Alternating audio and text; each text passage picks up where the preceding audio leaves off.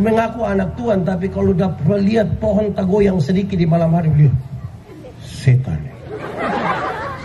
Sakit sedikit pasti setan. Semua setan habis. Lu anak Tuhan kok setan puana. Kalau mau Kristen tanpa Kristus, kita kelihatan ada, tapi sesungguhnya kita tidak ada. Yang kita lakukan itu harus menjadi bagian dari dimensi iman. Iman itu bukan kata-kata. Pada titik tertentu iman itu tidak bisa diucapkan, selain harus dilakukan.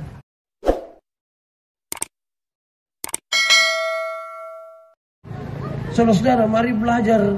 Kalau memang percaya Tuhan, percaya betul-betul. Saudara-saudara, perjalanan hidup kita ini perjalanan yang kalau kita mau andalkan Tuhan harus betul-betul. Saya mau tanya saudara dulu, saudara betul-betul hidup dalam Tuhan atau tidak? Saya mau tanya begini. Saya ini orang Soe, lahir besar di Soe. Kalau saya cerita tentang Soe, saudara percaya atau tidak? Percaya. Saya orang Soe, lahir besar di Soe. Kalau saya cerita tentang Surabaya, saudara percaya atau tidak? Kenapa tidak percaya? Karena saya orang Soe. Setuju toh? Nah sekarang saya mau bilang saudara, banyak orang mengaku anak Tuhan, tapi mulutnya tidak berkata begitu. Misalnya begini,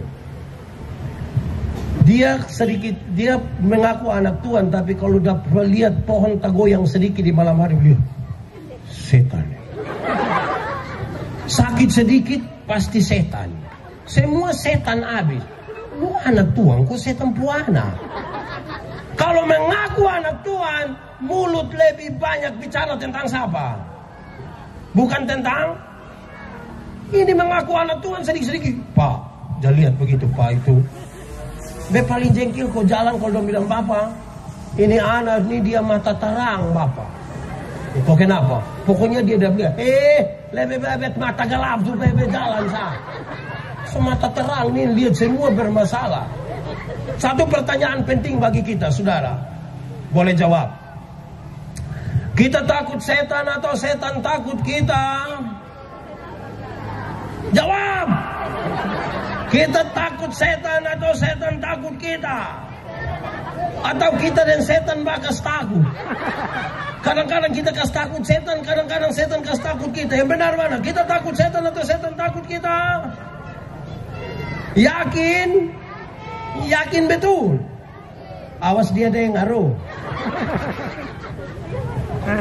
Kenapa pertanyaan ini penting saudara? Banyak kali kita bilang setan takut kita. Kerinduan kita setan takut kita. Kenyataan membuktikan kita yang takut setan. Kerinduan kita menang lawan setan. Kenyataan membuktikan kita kalah. Karena Kristus tidak ada di kita. Kenapa begitu? Saudara, dengar ini. Kalau kita belajar dari Efesus pasal 6, dia kasih tahu bilang begini. Saudara-saudara, inilah cara-cara melawan tipu muslihat iblis. Dia kasih tahu 1, 2, 3. Di bagian terakhir dia bilang begini. Doa yang tiada henti-hentinya, doa yang tanpa putus, membuat iblis ketakutan. Amin. Berarti iblis takut apa? Doa. Iblis takut doa. Amin toh. Alkitab bilang doa kita seperti panah-panah api. Itu buat iblis ketakutan. Tapi jamaah, banyak ibu hamil keluar malam don tidak berdoa. Dong ame paku 10 senti tusuk di konde. Di sini juga ada. Setan itu soalnya takut paku. Hanya orang otak miring yang lawan setan pakai paku. Setan kalau takut paku semua uang dari paku Dong taruh paku lah, sisir besi lah, taruh. Sebenarnya itu kepala kok toko bangunan. Taruh di sini, mau kas takut siapa deng itu? Di sini juga ada. Ada kok tidak? Siapa pu istri itu? Jadi kita mengaku Kristen, tapi tidak hidup dengan Kristus. Coba lihat anak-anak yang baru lahir. Ada kok ada adimnya di rumah. Kayak gitu anak. Anak sumontok bagus-bagus, menggemaskan bagus-bagus, orang-orang kepingin cubit, celana bagus, baju bagus, kancing 3. Dia pu mama tambah apa di sini? Paneti. Tambah apa? Paneti. Itu tambah ganoak untuk? Tambah untuk? Membotumpu otak ini ke setan. Setan mana yang taku ganoak? Beta masih pelayanan di Amnuban Timur di Keneno. Satu malam beta mau datang ke Kupang. Jarak dari Keneno ke Kupang itu 180 km. Beta ambil motor, taruh, beta pu istri naik, beta pu anak umur 1 tahun naik. Pas mau jalan jemaat bilang, "Bapak, iya, jangan lupa taruh ganoa." Untuk apa? Usir setan. Lu yang setan. Setan mana taku ganoa? Yang terlalu betul. Ada kok di sini. Ada duduk di sini. So tunjuk. Kalau mau percaya Tuhan, percaya betul. Mau percaya ganoak, lebih tanam ganoak di mana kok? Ada sah. Satu saat minggu kedua bulan Desember kami ada di gereja. Hujan belum turun karena takut kekeringan. Terus saya bilang begini. "Oi, hujan belum turun Dia bilang, "Proyek Pak, proyek." Jadi beta heran apa hubungan proyek dengan hujan. Dia bilang, "Bapak, akhir tahun itu proyek pemerintah banyak Bapak, jadi orang tutup hujan." Dia bilang, "Oh, hujan bisa ditutup?" "Bisa." "Bagaimana cara tutup?" Beta bayangkan di penjelasan itu ilmiah. Ilmiah artinya masuk akal dan bisa dipertahankan terus menerus. Beta bayangkan awan hitam yang gelap itu ditembakkan pakai sinar laser atau pakai efek kaca pantulkan cahaya biar itu awan pindah. Beta bayangkan begitu. Ternyata dia bilang, "Bapak, permisi Bapak. Kita tinggal buang pakaian dalam di atas rumah, hujan tidak turun." Tapi itu celana dalam merek apa itu? Yang kalau buang hujan tidak turun itu memang, itu pasti Puma itu. Puma yang tadi. Nah, saudara, kalau hujan bisa ditutup, Jakarta itu tidak perlu banjir. Jakarta tidak banjir. Tinggal seluruh masyarakat Jakarta pegang dia punya. Terus dia pun gubernur bilang 1. Itu memang otak ini juga penting Di sini ada yang bisa tutup hujan. Sembarang. Saya mau tanya, anak-anak, kalau tangan kanan gatal artinya? Tangan kanan gatal artinya mau dapat uang. Berarti yang paling kaya dong tuh orang koreng itu. Karena bukan tangan kanan saja, semua gatal habis itu. Memang kita punya otak ini juga penting Kasih Tuhan Allah dengan segenap hati sebetul, segenap jiwa sebetul, tapi juga harus pakai apa? Saudara, beta melayani kira-kira 5 tahun di Sabu. Satu saat beta tanya ini anak sekolah minggu, "Anak-anak, ya Bapak, apa beda orang hidup dengan orang mati?" Don jawab banyak, tapi ada 3 jawaban yang menarik. Don bilang begini, "Bapak, orang hidup itu bisa pergi gereja Bapak, tapi orang mati tidak bisa pergi gereja." Betul? Betul? Betul. Tidak ada orang mati yang pas mati kita bolong kubur hari Minggu sudah bilang, "Wah, saya pergi gereja." Tidak. Tapi kemudian saya kaget. Coba anak-anak, "Iya Bapak, kamu omong-omong yang betul Kenapa Bapak? Jadi kamu mau bilang kamu pun bapak mama yang pemalas gereja dong, itu dong sumati." Karena yang bisa pergi gereja itu yang ini pendeta-pendeta gemit. Ini kalau mau kubur orang mati, peti sudah di dalam kubur, dong selalu bilang begini, "Saudara-saudara, kita akan memakamkan jenazah ini sambil percaya pada kata-kata Tuhan Yesus." Tuhan Yesus berkata, "Akulah kebangkitan dan hidup. Barang siapa percaya kepadaku, dia akan hidup sekalipun sudah." Siapa di dalam Tuhan, siapa percaya pada Tuhan, akan hidup sekalipun sudah mati. Tapi siapa yang di luar Tuhan, yang tidak percaya Tuhan, sekalipun ada hidup-hidup, Sesungguhnya dia sudah. Kita yang di sini hidup semua.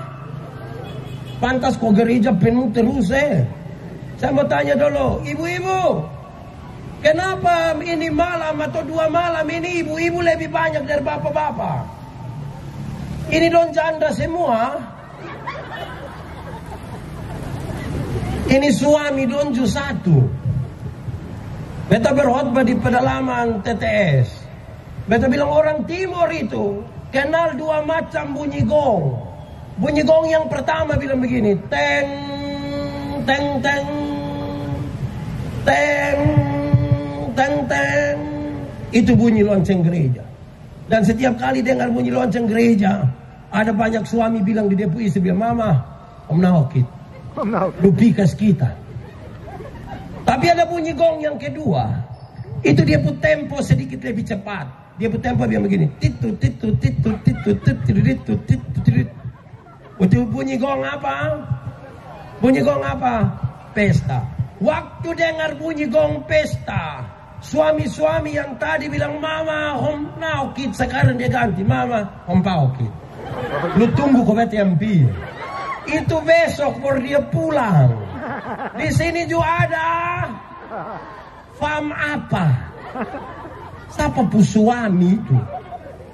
Pak Pendeta Semniti cerita beta ini cerita kecil. Dia bilang begini, saudara, ada 2 rumah dekat hutan jauh dari gereja. Yang satu punya anak perempuan, yang satu punya anak laki-laki. Yang punya anak perempuan bicara yang anak laki-laki bilang begini, kakak, hari-hari minggu nak kakak tolong jemput kakak pu adinona antar pi gereja biar dia ikut sekolah minggu. Jadi hari-hari minggu anak laki-laki datang jemput yang perempuan bawa pi gereja. Tapi sampai di sekolah minggu, yang anak nona ikut sekolah minggu, yang laki-laki main kalereng di luar kutunggu. Dong pulang sama-sama. Beranjak dari remaja, dong ikut katekisasi. Yang laki-laki setia jemput antar ini nona pi gereja, yang nona ikut katekisasi, yang laki-laki tunggu di luar. Dong pulang sama-sama. Rupa-rupanya don 2 jodoh. Dorang 2 menikah. Setelah menikah, yang perempuan terpilih jadi pengurus gereja, penatua kah, diaken kah, pengajar kah, mau pelayanan di rayon manapun, hujan, angin, badai, suami tetap antar. Tapi sampai di tempat ibadah, yang ibu masuk pimpin ibadah, yang suami duduk main kartu di luar dan kawan dong tunggu, pulang dong pulang sama-sama. Satu saat dong mati sama-sama. Dalam perjalanan menuju pintu surga, Simon Petrus tunggu memang. Lihat ini ibu datang, Simon Petrus bilang, "Shalom ibu, mari silakan masuk." Pas lihat dia pu istri masuk, yang suami juga cepat-cepat mau masuk begini. Pas dia mau masuk, Simon Petrus bilang, "Bapak sabar dulu, Bapak sabar." Sabar kenapa? Bapak sabar sedikit. Yang masuk itu saya pu istri. Betul, itu Bapak pu istri. Tapi dari itu hari kan Bapak hanya antar-antar setoh. Ini hari Bapak antar saya. Bapak pu tempat di sebelah itu, yang menyala-menyala itu. Ibu-ibu, tadi ada suami yang antar sakong. Kasih yang semua habis na SMS ko bepi ame. Ada. Pulang kasih dia ada salam dari Simon Petrus. Manusia ini. Ada yang salah dalam kita pu hidup. Kedua, anak sekolah minggu bilang begini. Bapak Pendeta, orang hidup itu bisa makan, Pak Pendeta, tapi orang mati tidak bisa makan. Betul? Betul? Betul. Memang tidak ada orang mati yang bisa makan. Kalau orang mati bisa makan, pasti kalau dia mati 3 hari kita belum kubur, pasti dia bilang, "Hai, bubur jubai." Tidak ada. Betul kok tidak? Tapi saudara, coba 24 Desember, 31 Desember, coba kuburan, coba di Kapadal. Itu makanan banyak. Kalau dia pun bapak biasa makan daging ayam, dia panggang memang 1 ekor ayam. Kalau dia pun mama biasa makan apa kok? Bakso, dia bawa 1 mangkuk. Kalau dia pun bapak biasa minum Jenever, dia bawa 1 botol, dia bawa 1/2. Saya mau tanya, siapa yang makan? Orang tua masih hidup itu yang urus. Ini orang tua hidup langsung urus. Orang tua mati berdomba babi soteko. Itu utang. Sampai sana sengaja pukul babi pun perut. Dia bawa babi ini. Manusia itu dia yang makan itu. Saudara-saudara, orang tua masih hidup itu beli memang kasih dia sepatu dan jas supaya dia pakai memang. Ini masih hidup tidak kasih pakai dia sepatu, kaki dong terbuka besar begini. Sumati baru kita beli sepatu mana mau pas. Terakhir kita ikat dia kaki taruh sepatu di sebelah. Otak ini juga penting Sepatu itu masih hidup kasih pakai supaya sepatu pun posisi begini. Kalau sumati kan sepatu pun posisi begini. Mau naik begini di atas. Dari awal. Kedua tuh Ketiga, anak sekolah minggu bilang begini, Pak Pendeta, orang hidup itu bisa beromong Bapak, tapi orang mati tidak bisa beromong. Betul? Betul? Betul. Tidak ada orang mati yang bisa beromong. Kalau orang mati bisa beromong, pasti pas dia mati kok kita mau kas mandi dia, buka dia pun baju dong pasti. Tapi kan orang mati tidak bisa omong toh, betul kah tidak? Dia pasrah toh. Tapi saudara, saya keliling seluruh NTT ini, seluruh wilayah Gemita di 4 provinsi saya keliling semua. Ada banyak jemaat datang di saya dong omong bilang begini, Pak Pendeta, kenapa? Tadi malam nenek ada datang. Saya bertanya, siapa pun nenek? Kita pun nenek Bapak. Nenek tinggal di, itu hari nenek tinggal di sini Bapak. Sekarang nenek sumati. Yang betul orang mati bisa ngomong kok tidak? Bisa kok tidak? Nah yang tadi malam datang tuh siapa pun nenek? Siapa pun nenek itu? Tanya nenek datang bikin apa? Nenek datang kasih tahu Bapak. Kasih tahu apa? KP Bapak. Nenek judi itu memang nenek parah betul. Ada saya itu nenek. Saudara, kita nih kadang-kadang mengaku Kristen, kita bermasalah. Satu saat saya bawa materi di klasis mana Fatuleu Barat. Orang tanya bilang begini, Bapak Pendeta, kenapa? Bapak Pendeta, di sini ini kalau pas ada orang mati Bapak, itu kita cari kucing tidak ada Bapak. Kenapa kamu bunuh itu kucing? Tidak Bapak. Terus Bapak di sini bilang kalau kucing langgar mayat Bapak, nanti mayat bangun. Terus saya jawab dong, saya bilang, kamu ini dasar manusia tidak tahu sayang orang tua. Kami sayang Bapak. Betul-betul kamu sayang? Iya. Berarti kamu mau kampung Bapak mati kok hidup? Hidup Bapak. Mau mati kok hidup? Hidup. Dan kamu mau dia hidup? Iya. Nah kas langgar kucing satu. Otak sembarang. Kita ini mengaku Kristen, maka kita bermasalah di situ. Dong biasa kalau habis acara Pak Pendeta foto pas foto Madini pas 3 ornamen cantika. Ketiga kenapa? Nanti mati. Oh jadi kalau 4 nanti kita umur panjang. Taruh apa kok? Ada yang salah dalam kita hidup. Kita Kristen tapi Kristus tidak ada di dalam kita ini. Itu yang bikin kita sulit sekali membangun hidup. Kita ini kalau ke kuburan tuh lucu. Sampai kuburan tuh banyak yang sampai bilang, "Salam, kami sudah tanggung." Untung kok yang mati sama bilang, "Omong deh."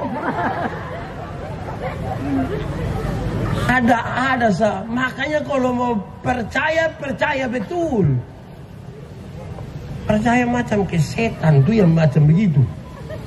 Saudara-saudara, lalu selanjutnya, bagaimana jadi pengikut Kristus supaya kalau kita Kristen jadi Kristus yang betul, menjadi anak Kristus yang betul. Bagaimana caranya? Tidak ada cara lain. Cara yang paling penting adalah kalau saudara belajar dari Yohanes pasal 14, jangan berhenti di ayat 6. Belajar terus sampai ayat ke-12, bahkan ke-14. Sampai ayat yang ke-12 dia kasih tahu kita, barang siapa percaya kepadaku, melakukan cara-cara yang aku lakukan. Amin.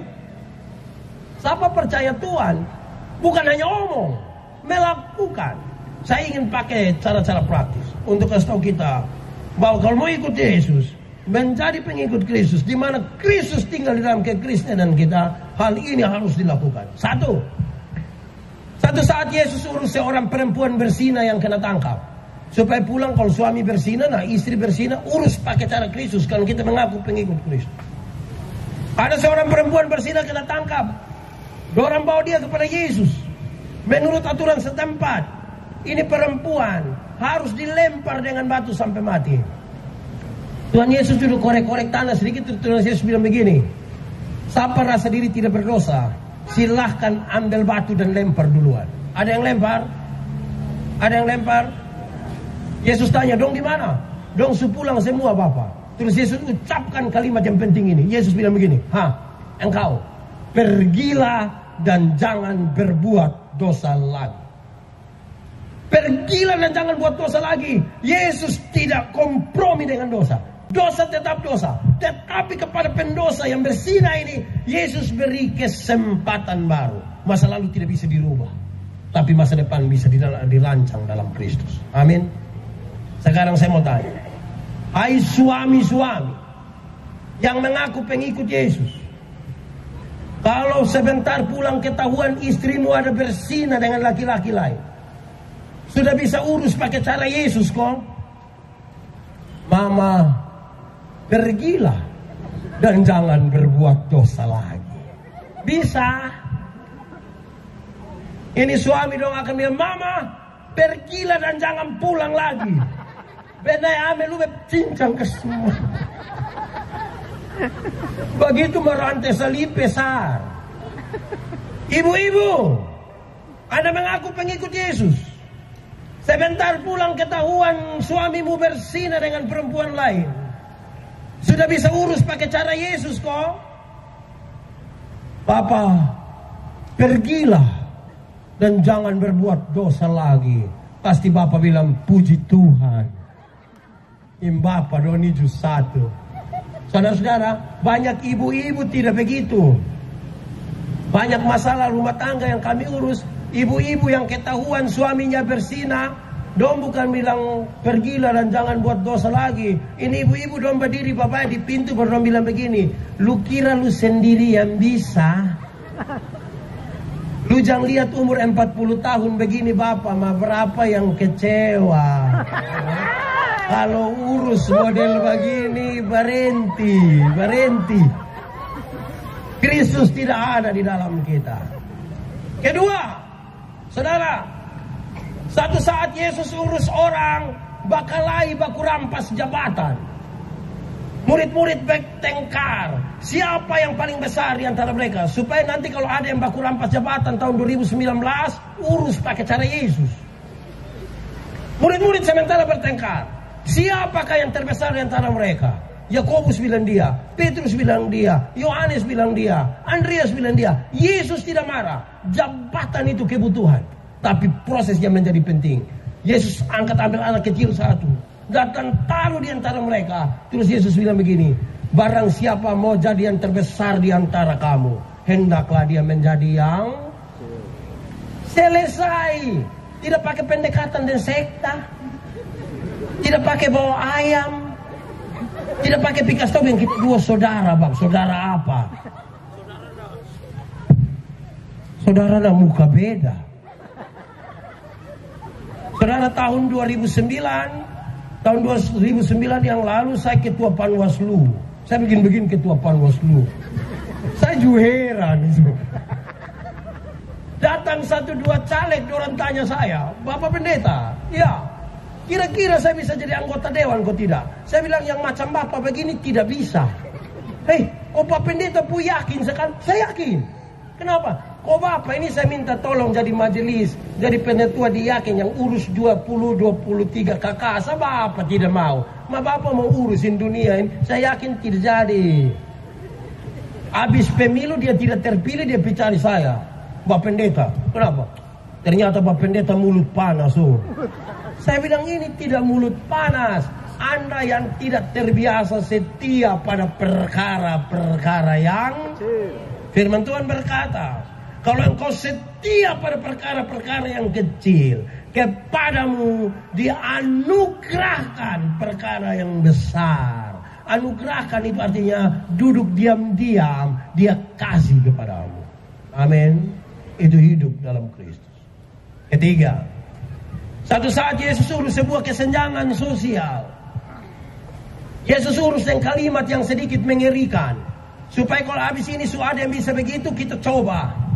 Yesus bilang begini, kalau ada orang menampar pipimu yang kanan, berikanlah pipi yang di sini. Ada yang bisa, saya taruh habis dia di kanan, dia bilang, om, inilah. Di sini ada. Saudara, apa maksud Yesus? Saya mau kasih saudara, Yesus juga tidak membuat kita jadi bodoh, tapi dia mau mengajarkan sesuatu yang penting. Dia bilang begini, kalau ada orang menampar pipimu yang kanan, dia akan menggunakan dua cara. Pertama, dia akan pakai tangan kiri. Dalam tradisi Yahudi, tangan kiri hanya boleh dipakai untuk pegang barang yang haram. Yang kedua, menampar pipi kanan akan menggunakan punggung tangan kanan, backhand itu. Tradisi Yahudi mengatakan punggung tangan kanan hanya boleh dipergunakan oleh para tuan untuk menampar budak-budaknya. Dan sekarang Yesus ajar, kalau ada orang menampar pipimu yang kanan, menganggap engkau haram atau menganggap engkau budak, berikanlah pipi kirimu, supaya dia mau mengangkat tangan kanannya. Di situ dia tahu bahwa di hadapan Tuhan kita sama. Ini kritik serius bagi orang-orang kaya. Hai orang-orang kaya, rumahmu yang tambah hebat, yang tambah bersih, yang tambah bagus itu bukan engkau yang pel. Yang pel itu nona-nona dari dari Wesau kompak. Supaya penghargaan kita kepada kemanusiaan menjadi penting. Saudara, kita pun penghargaan pada kemanusiaan ini bermasalah. Dan masalah paling pertama itu di rumah. Ini bapak dong, kalau kita lihat bapak, ya, bapak pun anak ada berapa? 4 orang, Pak Pendeta. Terus saya kerja di mana? Aduh, puji Tuhan bapak, Tuhan sayang kau yang 3 sudah jadi manusia. Anak 4 orang yang jadi manusia berapa? 3. Habis yang 1. Yang 1 tuh batu mungkin Saya mau tanya saudara. Kalau jadi pendeta manusia kau bukan? Manusia. Kalau jadi polisi, kalau jadi wali kota, kalau jadi anggota dewan.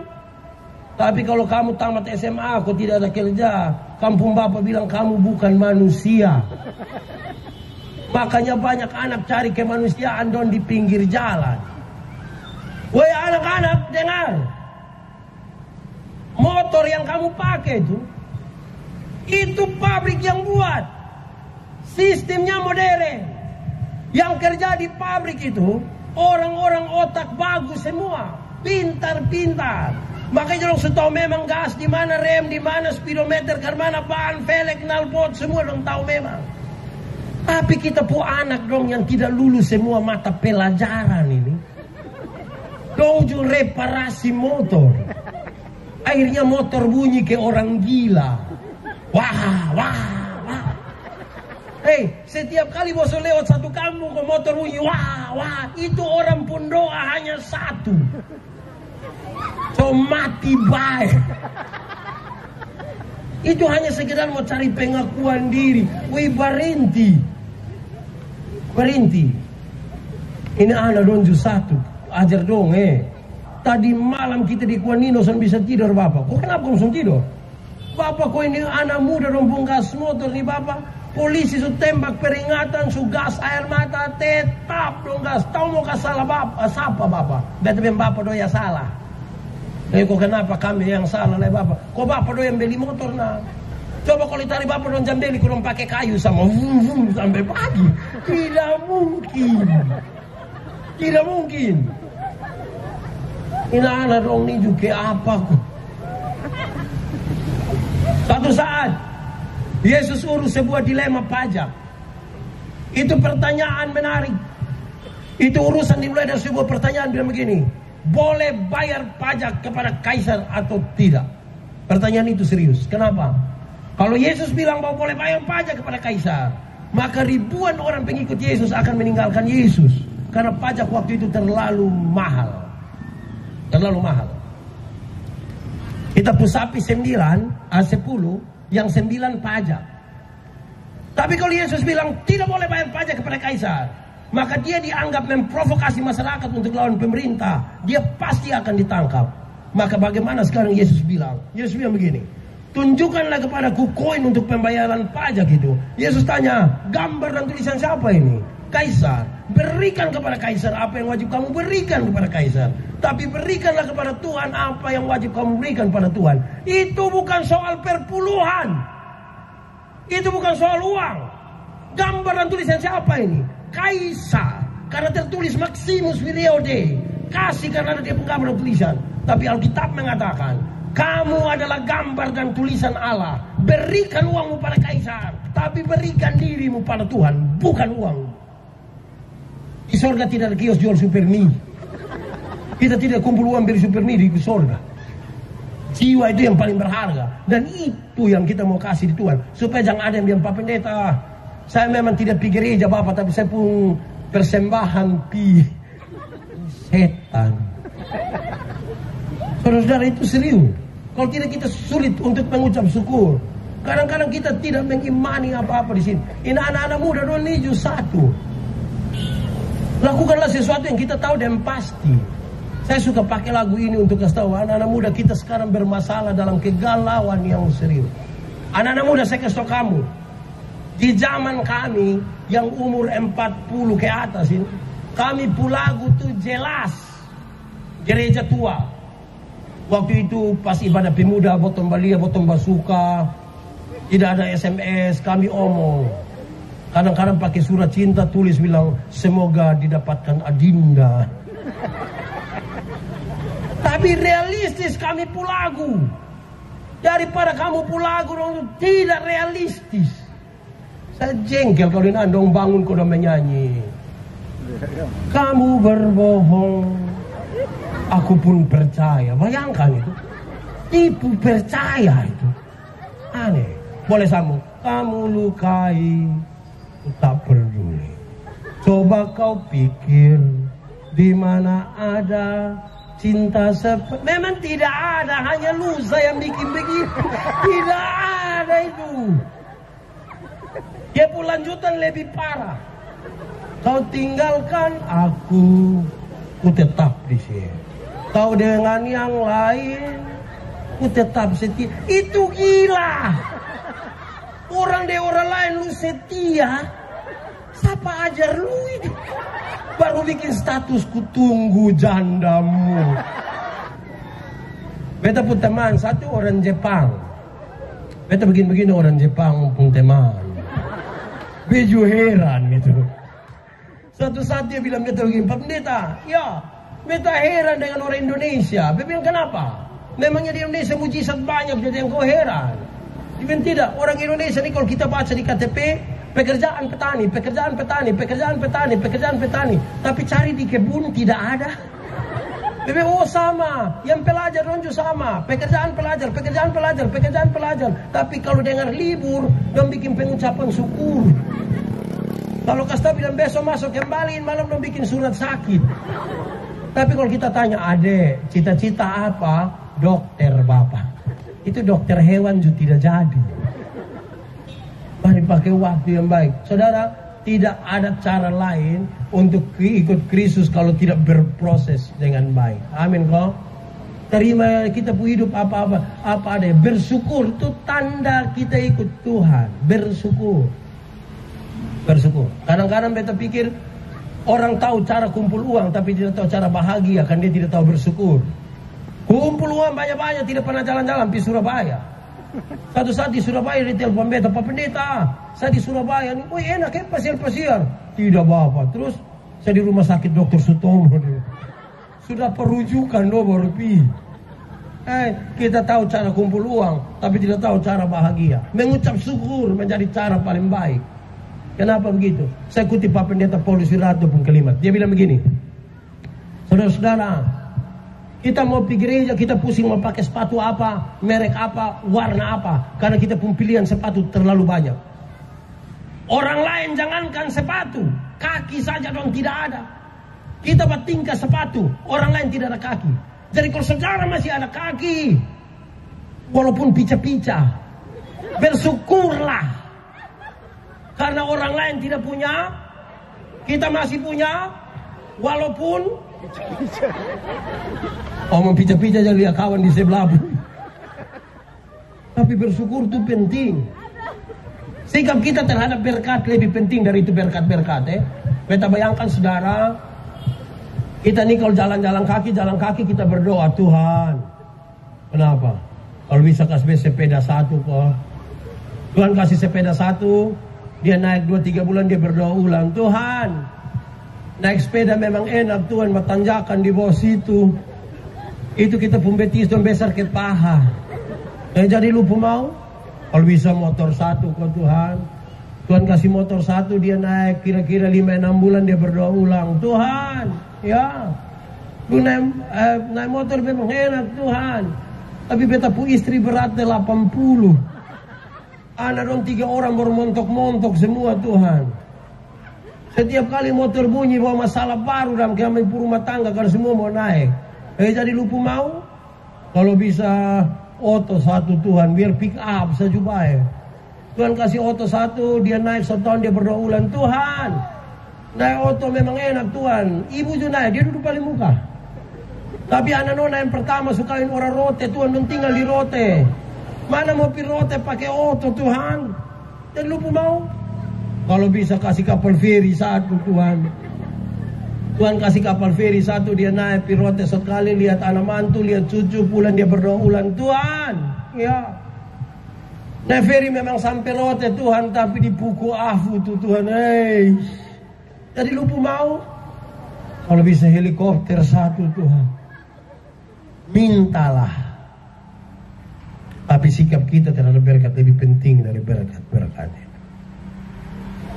Banyak orang cari uang sampai tidak ada waktu lagi untuk bekerja, untuk berdoa dan beribadah. Saya mau kasih tahu saudara, kalau saudara kerja tidak ada waktu lagi untuk beribadah, itu sama dengan saudara mau bilang Tuhan, lu duduk diam-diam di situ karena saya bisa lakukan semua sendiri. Tapi kalau engkau bekerja, istirahat sedikit untuk ibadah, saudara akan bilang kepada Tuhan, Tuhan, saya sudah selesai mengerjakan bagian saya. Sekarang saya persilakan Tuhan mengerjakan Tuhan pembagian. Itu hasilnya berbeda. Bersyukur itu tanda, dan yang kedua kita berproses bersama Tuhan. Saya kasih tahu saudara, satu saat saya ada di Papua, mau beli ini kelapa ini. Saya bilang, nenek, kelapa berapa? 10.000. Kecil begini 10.000. Dia bilang apa? Kecil. Coba kotelan. Nenek kelapa berapa? 10.000. Kecil begini 10.000. Dia bilang apa? Kecil. Coba kotelan. Betul Ternyata kita hidup nih, terima itu lebih baik daripada membandingkan. Amin. Orang yang hidup dalam perbandingan itu, dia tidak akan menikmati hidup ini. Amin. Nanti orang lain yang beli motor, dia yang tidak tidur di rumah. Kamu cek dong, cek apa? Kau dong kredit kokes. Itu orang tua mati, lama-lama dia mati gara-gara takuju. Kita nih, ibu-ibu. Kalau suami banding ibu-ibu dengan ibu-ibu lain mau, suami pulang kantor langsung bilang, Ma, iya, kenapa Ma tidak sama dengan ibu di sebelah? Mau. Wih, Ma, kenapa Ma tidak sama dengan ibu sebelah? Betul, lu pindah. Hidup kalau banding-banding itu tidak baik. Saudara, kadang-kadang kita tidak mensyukuri apa yang ada pada kita hari ini. Padahal orang-orang lain rindu sekali menjadi seperti kita. Tapi kita justru tidak hidup di sini. Kita ingin menjadi orang lain. Itu yang membuat kita tidak bahagia. Saudara-saudara, kalau mau Kristen, tanpa Kristus, kita kelihatan ada. Tapi sesungguhnya kita tidak ada. Saya rindu semua, bagaimanapun alasannya, Yang kita lakukan itu harus menjadi bagian dari dimensi iman. Iman itu bukan kata-kata. Pada titik tertentu iman itu tidak bisa diucapkan, selain harus dilakukan. Itu tanda Kristus ada. Pulanglah dalam sukacita, kan kita percaya bahwa Tuhan lebih dahulu bekerja.